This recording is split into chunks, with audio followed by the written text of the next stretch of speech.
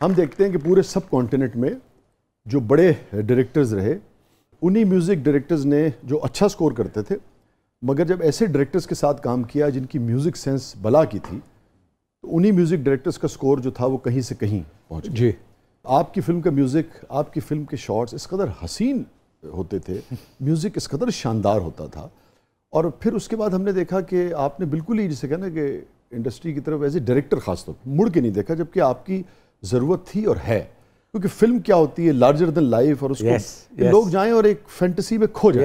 Yes, मैं believe करता हूं, सब्जेक्ट अच्छा भी हो मगर उसके बिल्कुल। और मैं तो इंडस्ट्री में लोगों ने मुझे मशहूर किया हुआ था कि यार ये बड़ा शाखर्च आदमी है। अब शाखर्च वाली बात नहीं है, बात ये है कि मैं चाहता था कि जो मेरा स्क्रिप्ट है, जो मेरा गाना है, जो वो कह रहा है, मुझे वो देना चाहिए। तो वो लिहाजा उसको करने के लिए मैं पैसे की परवाह नहीं करता था, और वो फिर नजर आता था स्क्रीन पे। क्या बात। अच्छा जावेद भाई, मुश्किल एक बड़ी आला फिल्म थी, और मगर उसका वो रिजल्ट नहीं आया जो आना चाहिए था ना। बहुत ही शानदार फिल्म थी, उस वक्त अफसोस हुआ था आपको? मैंने देखे जितनी भी फिल्में की हैं उसमें सारी तो हिट नहीं हुई हैं, मगर मुझे उन सारी फिल्मों पे फ़ख्र है कि मैंने ऐसी फिल्में बनाई। हिट और फ्लॉप ये ऊपर वाले के हाथ में है, मगर मुझे फ़ख्र है कि मैंने वो फिल्में बनाई। म्यूज़िक के लिहाज से, अपना शॉट्स के लिहाज से, जो भी आप कह लें, और किस्मत में नहीं था कि सारी फिल्में हिट हो। मगर इसमें शायद भी एक छोटा सा फ़र्क है। मुश्किल का सब्जेक्ट ऐसा था कि अगर वो फिल्म हिट हो जाती, कई दिहाइयों तक लोगों को अच्छे सब्जेक्ट बनाने का हौसला मिलता। ये बात मुश्किल के फ्लॉप होने ने ये नुकसान किया कि फिर उस तरह का सब्जेक्ट जो है वो लोगों ने नहीं चुना। आप ये फ़र्क है। ये देखें कि जब मैंने मुश्किल बनाया, मुश्किल सब्जेक्ट, जी डिफरेंट, उस एरा का डिफरेंट था, क्योंकि लोग अपना रोमांटिक गाने, ये वो गंडासा, ये मैंने टोटली चेंज। और वो आज भी रेलेवेंट है किसी ना किसी तरह। हाँ, वो जिस तरह से तो वो जब मैंने किया और ये हुआ तो मुझे दुख भी हुआ। दुख इस सेंस का कि मेरे साथ एक फिल्म लगी हुई थी शमीमारा बेगम की, मुंडा बिगड़ा जाए, मुंडा बिगड़ा जाए लगी, और मुंडा बिगड़ा जाए पकड़ा ही नहीं दे रही। और ये पिक्चर उसमें, यानी कि टेक्निकली वो लोगों ने आके मुझे बताया कि यार ये फ़र्क। मैंने कहा भाई फ़ायदा क्या है यार, पैसा तो वो कमा रहा है, लिहाजा हम तो ये नहीं। मैंने कहा अच्छा, ये मैंने जाके मुंडा बिगड़ा जाए देखी, मैंने कहा यार ये कमाल है। मैंने कहा अच्छा चलो ठीक है, मैं तो ये ऐसी बना के ठीक है। और मैंने 60 दिन के अंदर चीफ साहब बना दिया। बस भाई बस, ज्यादा बात नहीं चीफ साहब। You see? इतना बड़ा डायरेक्टर, इतने कामयाब डायरेक्टर, इतनी एस्थेटिक्स, म्यूज़िक की इतनी सेंस, कहानी की, पब्लिक की जो पल्स है उसके ऊपर इतनी सेंस, कि मेरे ख्याल में मुश्किल के बाद दोबारा जितनी भी फिल्में हुई उन्होंने बहुत कमाया ना, 6 की 6 ने। क्यों छोड़ दिया, क्यों नहीं कर रहे अब? ये अब करूँगा। अच्छा। अभी करूँगा।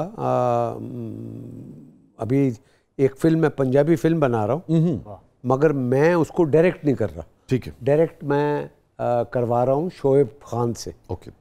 जिसने वो फिल्म बनाई थी, क्या थी अभी, जिसमें मैं एज एन एक्टर था। मैंने उसका काम देखा, मुझे बहुत अच्छा लगा।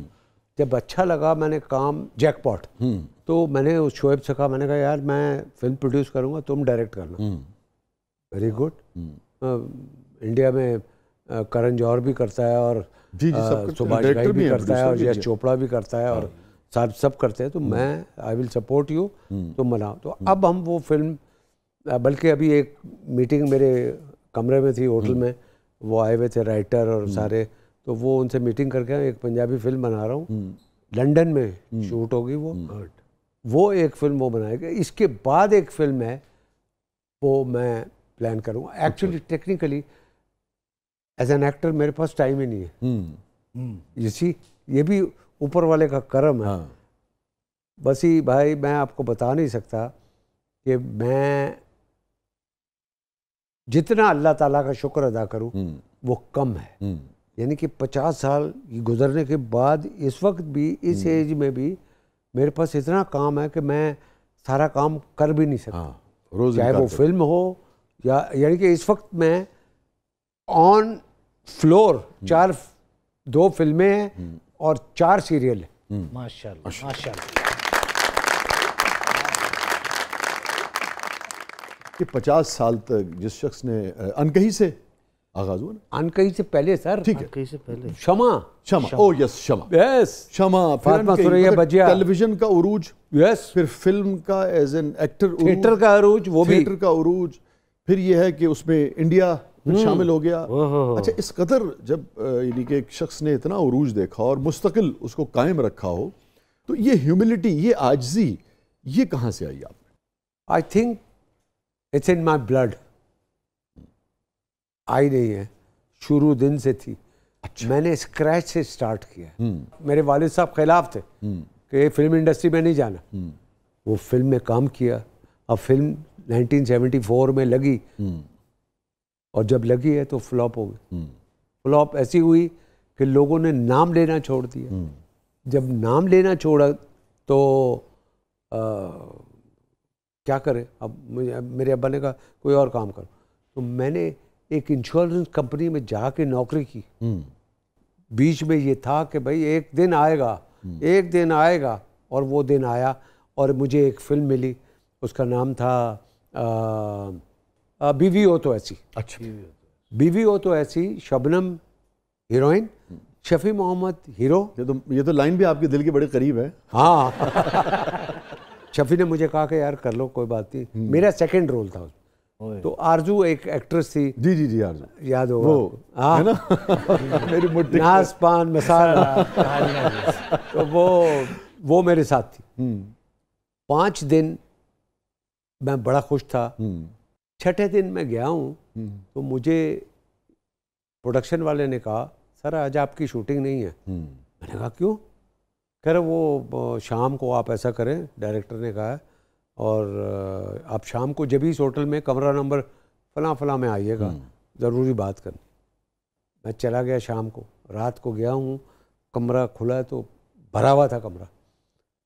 प्रोड्यूसर भी था यहाँ का और डायरेक्टर भी थे, जाहिद शाह डायरेक्टर था, और कुछ मसरूर अनवर साहब आए हुए थे लाहौर से जो थे, और उनके साथ चंद लोग थे जो कि डिस्ट्रीब्यूटर के लोग थे। ठीक, वो आए हुए थे, जो पंजाब का डिस्ट्रीब्यूटर था, नसीम पॉपुलर फिल्म्स वाले। कहने का भाई वो आपको इसलिए बुलाया भाई जावेद के भाई, वो चक्कर ये है कि हमारा जो डिस्ट्रीब्यूटर है वो इतराज़ कर रहा है कि जावेद शेख को क्यों लिया फिल्म में, ये तो फ्लॉप एक्टर है। उसने ये शर्त रखी है कि जावेद शेख को निकाल के फैसल रहमान को रखोगे तब फिल्म खरीदूंगा, वरना मेरे पैसे वापस कर दो। तो उन्होंने कहा कि हम आपको इस फिल्म से निकाल रहे हैं। जैसे ही उसने निकाला तो मेरे से आंसू गिरना शुरू हो गए। ऑब्वियसली कि एक स्ट्रगलिंग मैन आदमी अपना, ये कुछ कोई बात नहीं, वो शायद आंसू अल्लाह ताला को पसंद आ गए। तो वो खैर मैं निकल आया और कोई बात नहीं, करूँगा, छोड़ूंगा नहीं, बनूंगा इंशाल्लाह।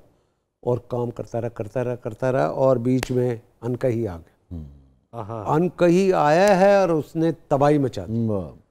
तो उसको देख के सतीश आनंद और नज़र शबाब साहब ने डिसाइड किया कि ये जो फिल्म हम बना रहे हैं, कभी अलविदा ना कहना, 2 हीरोइन हैं सबीता और शबनम, इसमें जावेद शेख को लेते। जैसे ही मैंने उस फिल्म में काम किया, जफ़र शबाब की मुझे शादी मगर आदि मिल गई और परवेज़ मलिक की मिली, इस 3-4 फिल्में इकट्ठी और 3-4 फिल्में सुपर डुपर हिट।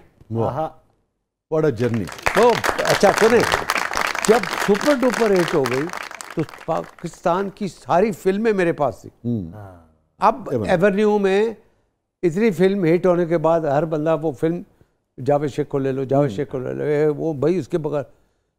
तो मेरा लड़का आया, कहने लगा सर वो बाहर डायरेक्टर और वो आए मेरे कुछ लोग फिल्म साइन करने के लिए। मैंने कहा कौन है? कहने लगा जाहिद शाह वही डायरेक्टर, वही जिसने बड़ी महफिल में आपको। हाँ, अब वो फिल्म बना रहा था चोरों का दुश्मन, और चोरों का दुश्मन में हीरोइन बाबरा शरीफ थी। हीरो के लिए उन्होंने किसी और हीरो को रखा हुआ था। वो ही पैकेज लेकर वो पॉपुलर फिल्म में गए। अब पॉपुलर फिल्म वाला कह रहा है पागल हो गया, ए हीरो तो चलेगा नहीं। तो बोला फिर जावेद शेख के बगैर फिल्म नहीं बननी। अब उन्होंने कहा सर हम उसके पास कैसे जाएं, हमने तो हमने तो निकाला था उसको, और किस तरीके वो से किस तरीके से निकाला, और वो तो कभी नहीं करेगा। कह रहे चलो हाथ जोड़ो, पैरों पकड़ो, जो भी करो, एवेन्यू चलो। अब वो सारे आ गए एवेन्यू के बाहर, वो बंदा आया सर, वो सारे बाहर खड़े हुए। अब वो मेरे बंदे मुझे उकसा रहे हैं, सर इनको खड़ा रखे, इनको सजा दे। मैंने कहा नहीं, अल्लाह ताला को ये बात पसंद नहीं। वाह वाह।